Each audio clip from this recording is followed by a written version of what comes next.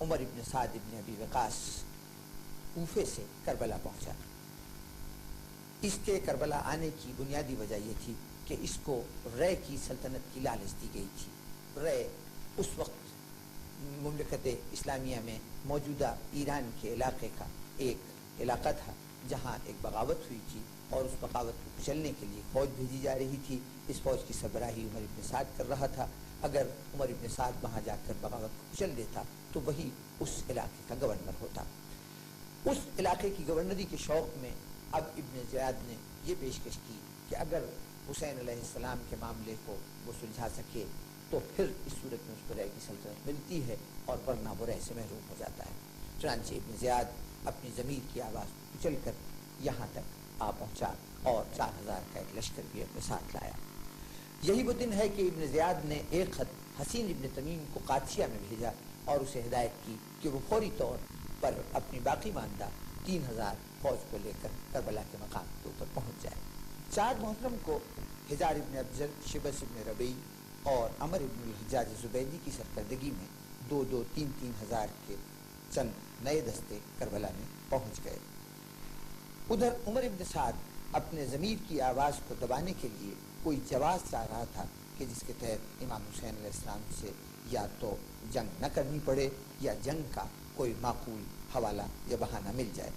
چنانچہ اس نے قرہ ابن قیس حنظلی کو بھیجا امام حسین علیہ السلام کے پاس، اس لیے کہ وہ جا کے یہ دریافت کرے کہ امام یہاں کیوں آئے ہیں۔ قرہ نے جب جا کے امام سے بات کی تو امام نے کہا کہ تم لوگوں نے بلایا تھا، میں اس کے تحت آیا تھا۔ اب اگر تم لوگ میرے آنے کو ناپسند کرتے ہو تو جہاں سے آیا ہوں وہاں واپس جانے کے لیے تیار ہوں۔ یہ بات عمر ابن سعد کو انتہائی معقول لگی، اور اس نے فوری طور پر ابن زیاد کے نام ایک خط بھیجا جس کے اندر امام کی اس رائے سے آگاہ کیا۔ ابن زیاد کی شقاوت نے اس خط کا مطلب یہ لیا کہ اب جب حسین ہمارے گرفت میں آ گئے ہیں تو اب وہ راہ فرار اختیار کر رہے ہیں۔ 5 محرم الحرام کو ابن زیاد نے عمر ابن سعد کے گزشتہ خط کا جواب بھیجا، اور اس میں یہ کہا کہ تم امام سے کہو کہ وہ اور ان کے ساتھی یزید ابن معاویہ کی بیعت کر لیں اور خود کو اس کے حوالے کر دیں، تو پھر ان کے متعلق کوئی رائے قائم کی جائے گی۔ یہ وہ ناپختہ سوچ اور غیر دانشمندانہ خیال تھا کہ جو خود عمر ابن سعد کے نزدیک قابل قبول نہیں تھا، اور عمر ابن سعد نے یہ کہا کہ امیر ابن زیاد نہیں چاہتا کہ امن و سکون قائم رہے۔ بہرطور اس نے یہ خط امام حسین علیہ السلام تک پہنچا دیا۔ امام نے اس کے جواب میں ایک جملہ ارشاد فرمایا کہ موت سے مجھے کیوں ڈراتے ہو، موت ہمارے لیے ایک انتہائی پسندیدہ چیز ہے اگر حق کے راستے پہ آتی ہے۔ نے کر دیے انسان کی عظمت کے قیام، مرحمت تو نے کیا توقیر آدم کو دوام، جھوم کر تو نے شہادت کا پیا جس وقت جام، روح دوران محمد کو کیا جھک کر سلام، مصطفیٰ کی کشتی نازش کو کھینے کے لیے انبیاء مبارک باد دینے کے لیے۔ 6 محرم کو کربلا کے نواح میں بنی اسد کی کچھ شاخیں آباد تھیں۔ چنانچہ حضرت حبیب ابن مظاہر نے ایک تجویز پیش کی کہ اگر امام حسین علیہ السلام اجازت دیں تو ان بنی اسد کے لوگوں کو بلایا جائے اور امام کی نصرت پہ آمادہ کیا جائے، چونکہ یہ ایک ظاہری صورت تھی حالات کو اپنے لیے بہتر بنانے کی، اور شرعی طور پر یہ حکم بھی تھا کہ جس حد تک وسائل ممکن ہوں انہیں فراہم کیا جائے۔ حضرت امام حسین علیہ السلام نے اجازت دی اور حبیب بن مظاہر گئے، اور غازریہ کی بستی میں جا کے چونکہ خود بھی بنو اسد سے تعلق رکھتے تھے، وہاں پہ آباد بنو اسد کے 90 افراد کو اپنے ساتھ لے کے آئے، لیکن ارزق شامی نے راستے میں 400 سپاہیوں کے ساتھ ان آنے والوں کا رستہ روکا، اور قریب تھا کہ یہاں جنگ چھڑ جاتی، لیکن آئے ہوئے لوگ اتنے راسخ العقیدہ اور اتنے پختہ ایمان کے لوگ نہیں تھے، یہاں سے وہ واپس چلے گئے، اور اس طریقے سے حضرت حبیب بن مظاہر تنہا واپس آئے۔ 7 محرم کو ابن زیاد کے ایک حکم کے مطابق 500 افراد پر مشتمل ایک دستہ عمر ابن حجاج زبیدی کی سرکردگی میں دریائے فرات کو متعین کر دیا گیا اور یہ اہتمام کیا گیا کہ حسین علیہ السلام کے خیموں میں پانی کی ایک بوند بھی نہ پہنچے۔ اسی 7 اور 8 محرم کی درمیانی شب کو امام حسین علیہ السلام نے عمر ابن سعد سے گفتگو کی خواہش کا اظہار کیا۔ دونوں اپنے اپنے خیموں سے 30 سواروں کے ساتھ باہر نکلے اور میدان میں پہنچ کر سواروں کو پیچھے چھوڑ کر دونوں نے درمیان میں میدان میں کھڑے ہو کر گفتگو کی۔ تاریخ اسلام کا ہر طالب علم یہ بات بڑے دکھ اور رنج سے پڑھتا ہے کہ وہ مذہب جو امن اور سلامتی کا پیغام لے کر آیا تھا، خود اس کی تاریخ کے اولی باب ایک ایسے اندوناک اور خون آشام واقعے سے بھرے ہوئے ہیں جس پر تاریخ انسانیت لرزہ برندام ہو جاتی ہے۔ اس تاریخ اسلام کے اندوناک باب کا نام کربلا ہے، جو سرکار رسالت کے وفات کے صرف 50 سال بعد سن 61 ہجری میں واقع ہوا۔ مجھے چند الفاظ میں یہ بات کہنا ہے کہ واقعہ کربلا سے پہلے صلح کی بہت سی کوششیں ہوئیں اور وہ ناکامیاب رہیں، تو آخر اس کی وجہ کیا تھی؟ لیکن اس کو سمجھنے کے لیے ہمیں یہ دیکھنا پڑے گا کہ در حقیقت صلح کا مطلب کیا ہے اور دو فریق میں صلح کس طرح ہوتی ہے۔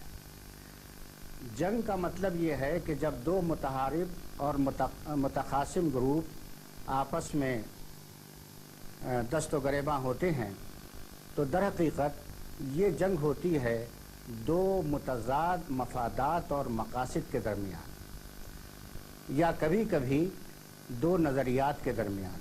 مقصد جنگ کا چاہے دنیاوی ہو، چاہے مادی ہو، چاہے حکومت کرنا ہو یا نظریاتی ہو، بہرحال دو متضاد اور متقاسم نظریات میں جنگ ہوتی ہے۔ اور پھر اس حوالے سے جب ہم دیکھتے ہیں کہ صلح کب ہوتی ہے تو صلح کوئی ایسا نقطۂ اشتراک ہوتا ہے جس میں یہ دو متحارب اور متقاسم گروپ اپنے اس نقطۂ اشتراک کو لیتے ہوئے کچھ لو اور کچھ دو گیو اینڈ ٹیک اور ایک کمپرومائز کر کے صلح کر لیتے ہیں۔ تو جب صلح اور جنگ یہ ہے تو واقعہ کربلا میں صلح کی بہت سی کوششیں ہوئیں اور در حقیقت امام حسین علیہ السلام نے بیعت کا پہلا پیغام جو 28 رجب سن 60 ہجری میں آیا تھا اور صبح اور شام شہادت تک جو 10 محرم سن 61 ہجری کو ہوئی ہے، صلح کی تمام کوششیں کر ڈالیں، اور یہ در حقیقت ان کی حکمت عملی کا اسی طرح ایک حصہ تھا جس طریقے سے شہادت ان کی حکمت عملی کا ایک حصہ تھا۔ 8 محرم کو عمر ابن سعد نے ایک خط ابن زیاد کے نام لکھا۔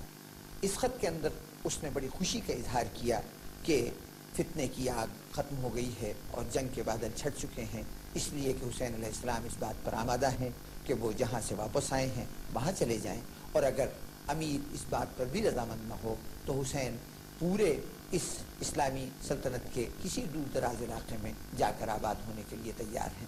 اس کے نزدیک یہ بات ایسی تھی کہ جسے ابن زیاد کو مان لینا چاہیے تھا۔ 9 محرم کو عمر ابن سعد کی ساری توقعات خاک میں مل گئیں جب شمر ذوالجوشن ابن زیاد کے ایک نئے خط کے ساتھ وارد کربلا ہوا۔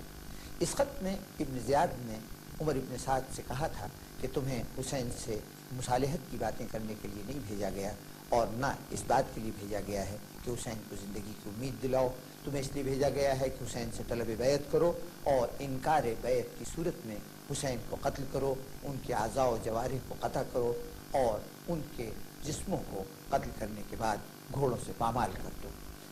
یہ خط جب عمر ابن سعد کے پاس پہنچا تو اس کے سامنے کوئی چارہ کار نہیں تھا، کیونکہ اس خط کے اندر ایک جملہ یہ بھی موجود تھا کہ ہم نے شمر کو اس لیے بھیجا ہے کہ یہ تمہاری حرکات و سکنات پہ نظر رکھے، اور اگر تم ان باتوں پر عمل کرنے کے لیے آمادہ نہیں ہو تو لشکر کی سرداری شمر کو دے کر خود علیحدہ ہو جاؤ۔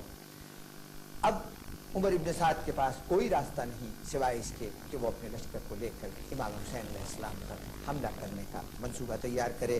چنانچہ اس نے فوج کے طور پر پورے لشکر میں ہدایت جاری کر دی کہ خیام حسین کے اوپر حملہ کیا جائے۔ लश्कर आरास्ता होकर हुसैन के खैमों की तरफ चलने लगे। इमाम हुसैन अलैहिस्सलाम नमाज असर से फारिग होकर अपने एक खैमे में तशरीफ फरमा थे। वहाँ पर ये इत्तला पहुँची। इमाम ने हज़रत अब्बास को भेजा कि वो जाएं और जाकर सूरत हाल मालूम करें। हज़रत अब्बास ने सूरत हाल मालूम करके इमाम हुसैन अलैहिस्सलाम को इत्तला दी। इमाम ने ये कहा कि जाकर कहो कि अगर ये जंग एक रात के लिए मुलतवी हो जाए तो बहुत अच्छा हो, इसलिए कि हम चाहते हैं कि आज की एक रात हम तमाम रात इबादत इलाही में सर्फ करें, और मेरा खुदा जानता है कि इबादत इलाही मुझे कितनी मरगूब है। इमाम हुसैन अलैहिस्सलाम की ये पेशकश कबूल कर ली गई और एक शब की मोहलत दे दी गई। ये मोहलत एक तरफ तो इमाम हुसैन अलैहिस्सलाम को इबादत के लिए दी गई थी, लेकिन दर हकीकत ये हुसैन ने पूरी नस्ल इंसानी को मोहलत दी थी कि एक रात में वो तस्फिया कर लें कि उन्हें हक़ का साथ देना है या बदस्तूर बातिल के रास्ते पर गामज़न रहना है। शब आशूर जो वाज़े अंदाज में इमाम हुसैन ने बता दिया कि कल जो सुबह आ रही है उसमें हम सब नहीं होंगे, लेकिन इन लोगों को सिर्फ मेरे सर की ज़रूरत है। अगर तुम चाहो तो मुझे छोड़ के अपने अपने घरों को चले जाओ, मैं अपनी बैत वापस करता हूं तुम्हें और अपनी जान बचाओ। लेकिन एक अजीब है मंजर के उस तमाम गिरोह में जिसकी तादाद आमतौर पर 72 कही जाती है, लेकिन तारीखों से पता चलता है कि 106 के करीब थे। मुख्तलिफ उम्रों के लोग, बूढ़े भी थे, जवान भी थे, बच्चे भी थे। उनमें से एक शख्स भी ऐसा नहीं निकलता जिसने ये कहा हो कि हुसैन मुझे इजाजत दीजिए, मैं तो अपने बीवी बच्चों के पास जाता हूँ। बशर को चाहिए मैदान करबला पे नजर, जहां नमाज अदा कर गया बतूल का घर। वो बेमिसाल नमाजी, वो नेज़ो खंजर, वो रुखसत शब आशूर, वो तुलुए सहर, नमाज फज्र का आलम, अजान की आवाज, वो आखिरी किसी कड़ियल जवान की आवाज। बला के दश्त में हम शक्ल मुस्तफा की अजान, जिसे समा न सकी वसअते ज़मीन व ज़मान। वो लाजवाब अज़ां और वो बेमिसाल जवां, जिसे न देख सकी फिर निगाह कौनो मकाम। सहर उसी के लिए अश्कबार होती है, रे नमाज आज भी उस नौजवान। रात मुसाफिरा दी है न फजरे लुटे आ जाना है आखिरी रात मुसाफिरा दी है न फजरे लुटे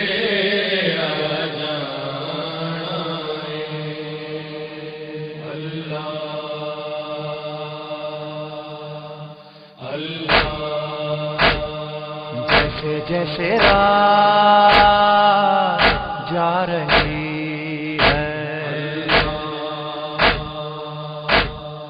जैसे जैसे रात जा रही है, जैसे जैसे रात जा रही है, जैसे जैसे रात जा रही है। एक अलम के साए में खैमे, महवे दुआ खैमों में प्यासे। एक अलम के साए में खैमे, महवे दुआ खैमों में प्यासे। प्यासों की आवाज फिजा में, प्यासों की आवाज फिजा में, शुक्र खुदा दोहरा रही है।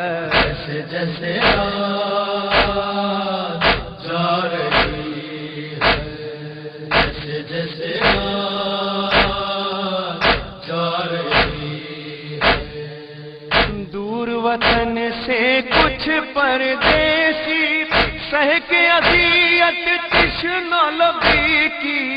दूर वतन से कुछ परदेसी, सह के अज़ियत तृष्णा लबी की।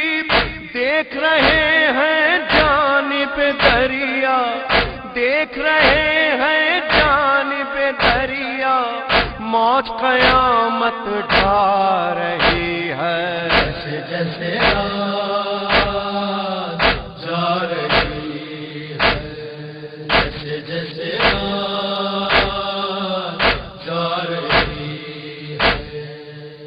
آمنے سامنے دو لشکر ہے، صبر ادھر اس جا خنجر ہے، آمنے سامنے دو لشکر ہے، صبر ادھر اس جا خنجر ہے، فوج ادھر مصروف عبادت، فوج ادھر مصروف عبادت، ایک تیغے چمکا رہی ہے، جیسے جیسے رات جا رہی ہے، جیسے جیسے رات جا رہی ہے۔